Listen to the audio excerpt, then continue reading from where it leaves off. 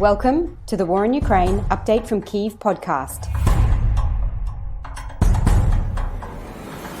I'm Jessica Genauer, a senior lecturer in international relations at Flinders University in Australia, and I'm talking today with Maksym Yali, head of a Centre for New World Order and professor of international relations at the National Aviation University in Kyiv. Thanks for talking to me today, Maksym. Always welcome, Jessica. Nice to see you again. Yeah, it's been a while since we checked in with each other.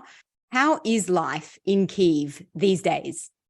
Well, that depends how to look at it. Definitely the number of attacks, air attacks increased, especially during last week. During last 6 days, for example, there were 3 of them, and just like last night again. So our air defense system, thanks God, working pretty well, but you can see rockets hitting drones at night, nice view, so to say. So we got used to it. That's why I can joke about it, for example. Yeah, about it already.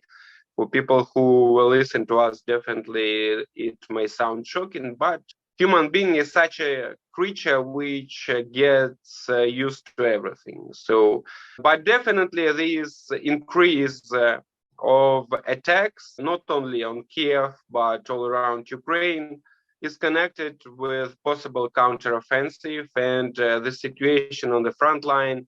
And after the season of rains, I would say. So just now, at the beginning of May, we're speaking, the rains are almost over.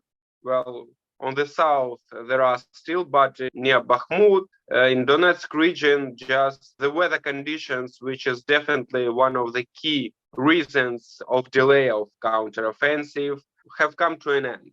All coming. If we talk about south, the weather conditions they are still the same, so it's still raining. But definitely it's a matter of a week or two if we look to weather forecasts. In 2 weeks, the ground will be not so wet, will be dry, and ready for counteroffensive. If we talk about weather conditions and the situation in Kyiv and all around Ukraine, taken all together. Mm-hmm. And in that regard, I mean, there's been a lot of anticipation about an upcoming counteroffensive from Ukraine.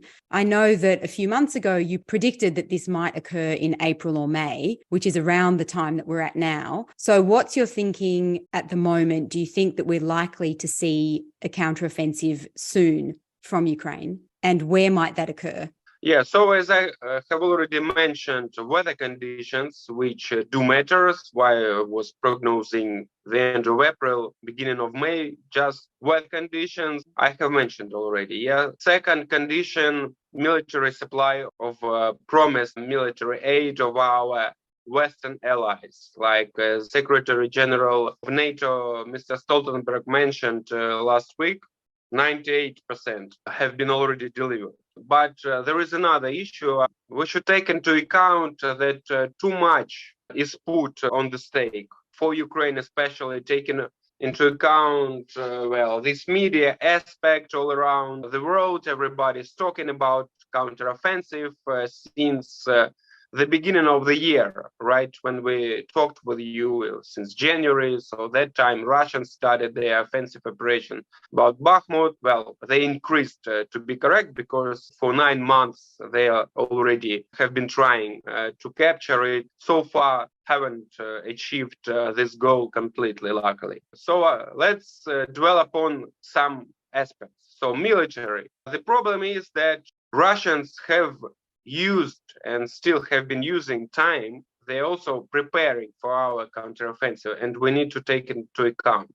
For example, last autumn, when we had our counteroffensive operations, very successful ones in Kharkiv region, so it was unexpected. And it played a very important role, because every day we occupied 25, 30 kilometers a day. It was very rapid. But for half a year, they have been preparing defense lines, minefields. And even those tanks we received, just also need to mention, not all of them, far not all of them, especially if we talk about Leopard tanks, right?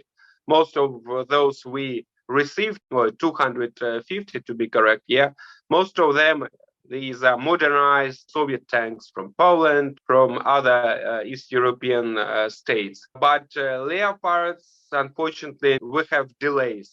Let's put them this way. But more important, tanks will not play the paramount important role. Yes, they're important, but if there are kilometers, tens of kilometers of mine fields, it's a challenge, and we need another equipment to get through it. Otherwise, it will be an easy target. Particularly for Russian aviation, which is now aiming at our air defense system. It's number one, their priority. They changed their tactics, and now they hit not on energy sector, critical infrastructure, but first of all, they're trying to target air defense systems. Unfortunately, well, they have some successes. And definitely, if our air defense systems, we don't have them enough and we cannot protect our ground, our counteroffensive will not be successful. Because for aviation, as I have mentioned, it's a very easy target. So it's number one. Why I would say it's better to wait, because as I have mentioned, political issues and pressure, so you can read in American media all around the world, well, if we fail our counteroffensive, which is still possible, taking into account these aspects I mentioned that Russia is preparing, there will be difficulties to continue military supply, right? And because in many states, elections are still to come. For example, Slovakia, very small, tiny country, even if to compare with Ukraine, but very important for logistics and for repair. For example, they gave us all of their fighter jets, MiG-29, and they were the first ones. And that's another aspect, So fighter jets, very important. F-16, we need both to control and to defend our critical infrastructure, our space. They can shut down drones, and also they can target aviation on long range. So next aspect, as I have mentioned, this political pressure, and political pressure also inside Ukraine, because also in media and population is looking forward for this counteroffensive, because, well, for 3-4 months, well, actually more than half a year since in November Russians left Kherson, it was our last success, and then there was just, well, operative pause, and we're defending. If we talk about successes, the occupation of territories last year Ukraine had, the most important is logistics. We destroyed logistics, just 2 bridges across Dnipro River, and it was enough to ruin their logistics, and they had to flee, to run away from Kherson, not to have much heavier casualties. So now it's not so easy to ruin it, and to do it, we need ATACMS, right? Long or other long-range missiles, more than 150 kilometers. So far, we haven't got it. I hope that all we look and read in the newspapers, watch on TV, is not completely true, or partial true, because, to give all the information to your enemy, well, it looks weird and not logical. So I hope we have received some surprises, let's put it this way, and I have some grounds. For example, in my native Mariupol, last month there were explosions, because it's more than 100 kilometers away, so HIMARS cannot get it so far.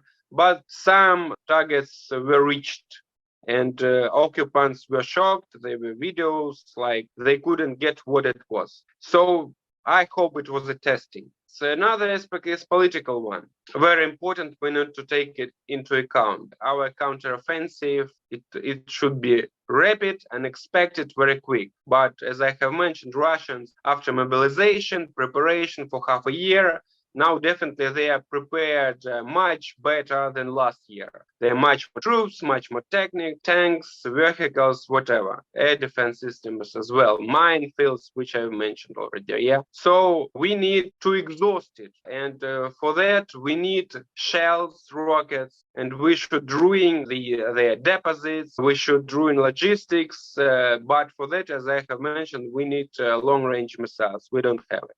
If it starts now in coming weeks, as everything is saying, yeah, so the chances to be successful, well, not really high. Or at least these results will be as good as expected. So as I have mentioned, political aspects, yeah, so summertime, it's a dead season in politics in the United States, right? And we should take into account public opinion polls, support of Biden, and definitely he needs successes. Too much is at stake also for him. But this financial support, which was already voted in December, will be enough until August.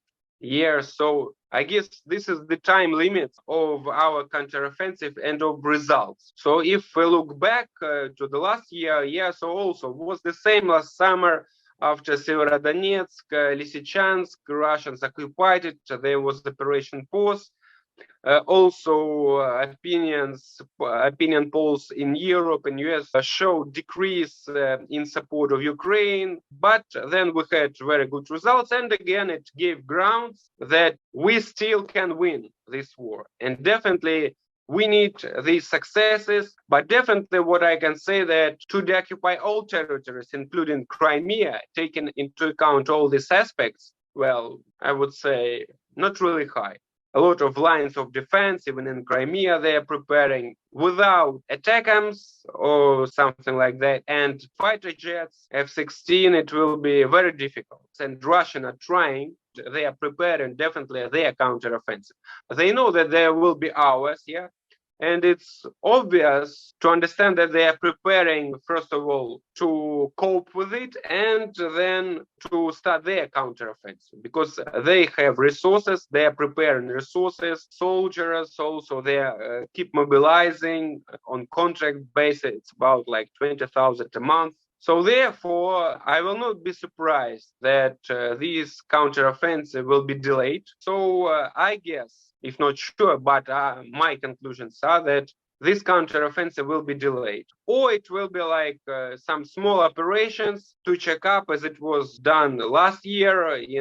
First it was in Kherson at the end of August, September. Well, we didn't have some good results. Russian propaganda was, oh, you see, the counteroffensive failed. And then we came on another site in Kharkiv region and occupied very quickly. And so definitely it will be something new. Well, probably, and I hope, well, it will be Mariupol as well. I guess quite possible direction.